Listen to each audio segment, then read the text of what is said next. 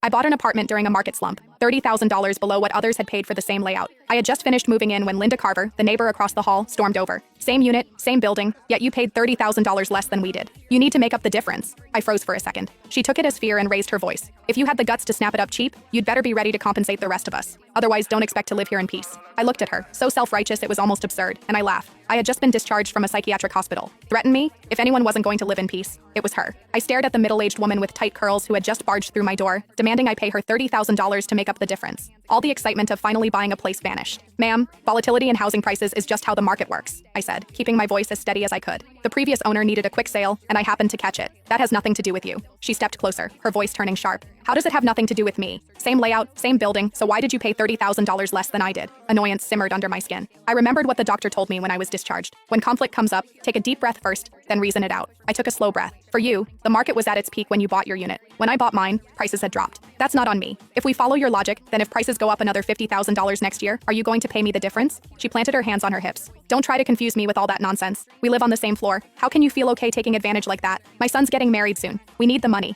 You bought it cheap, so you make up the difference. If you don't fix this, don't expect to live here in peace. I let out a short laugh, irritation bubbling over before I could respond. She suddenly lunged toward my luggage, reaching straight for my bag. Where's the money? Hand it over. $30,000 and not a cent less. A flash of anger shot through me. How could someone be this unreasonable? I was just about to pull out my phone and dial 911. The moment she saw what I was doing, she spun around and headed back to her unit. As she left, she tossed over her shoulder. If you don't pay up, we'll see how long you last here. I gave a cold laugh and ignored her, shutting the door behind me. That afternoon, I went downstairs to Harper's Corner store to pick up some essentials. Denise Harper, the owner in her 50s, scanned me up and down before asking, "You just moved in? 6th floor?" I nodded. She glanced outside, then lowered her voice. "Linda Carver from 601 just posted in the resident group chat saying you bought the place to run some kind of shady business." I froze. "What?" She sighed. "You got that apartment cheap. Their family can't accept it." She pulled up the chat and showed me. The messages were filthy. Linda Carver. At everyone. What do you reckon the woman who just moved into the 6th floor does for a living? I've lived for over 50 years. I know how to read people. What decent young woman lives alone in a place that expensive? You all know what that means. Now that you say it, yeah, that's suspicious. Where would such a young girl get that kind of money? Those kinds of gigs out there pay fast. Don't let her ruin the atmosphere of this place. Heard she's not bad looking? That makes it even more likely. Anyone got her contact? Just curious? Haha, not gonna do anything. Denise shook her head. They drove out the last person who lived in your unit the same way.